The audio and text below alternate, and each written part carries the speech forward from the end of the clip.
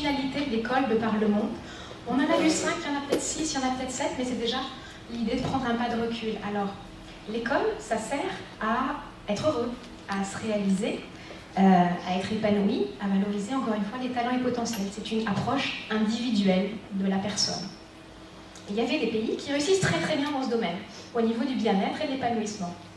Et puis il y a des pays qui réussissent très bien aussi, c'est pas exclu, hein, chaque fois on peut être bon sur 1, 2, 3, 4, 5 pôles. Il y a des pays qui réussissent très très bien en termes de performance scolaire. On est très compétents et c'est important d'avoir des gens très compétents dans leur domaine. Et on va voir comment on l'évalue tout à l'heure.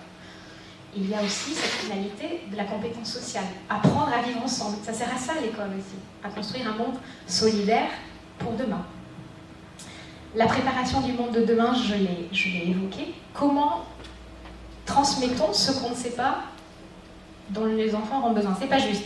Les enfants ont besoin de choses dont qu'on ne sait pas. Comment on leur transmet ce dont ils auront besoin alors qu'on ne sait pas ce dont ils auront besoin?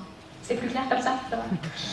Vous avez compris. En fait, voilà, il y a tout ce qui est innovation, créativité, éthique, capacité d'adaptation, capacité à résoudre les problèmes, cette autonomie pour résoudre les problèmes du monde de demain. Et on sait qu'ils vont devoir faire face à des challenges qui émergent à peine.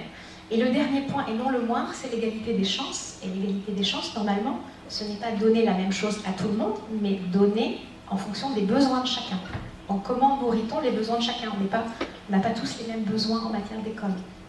Donc c'était intéressant de partir à regarder ces écoles du monde en ayant ce schéma en tête. J'en ai beaucoup parlé pendant que j'étais en voyage et ça a permis de prendre du recul. Certains directeurs d'école m'ont dit « Ah ben oui, effectivement, on n'avait pas vu qu'on était très très bon en termes d'épanouissement, on communiquait essentiellement sur la performance, alors que finalement on est très bon en épanouissement ou en égalité des chances, on va communiquer aussi sur ça. » Donc ça a été plutôt bien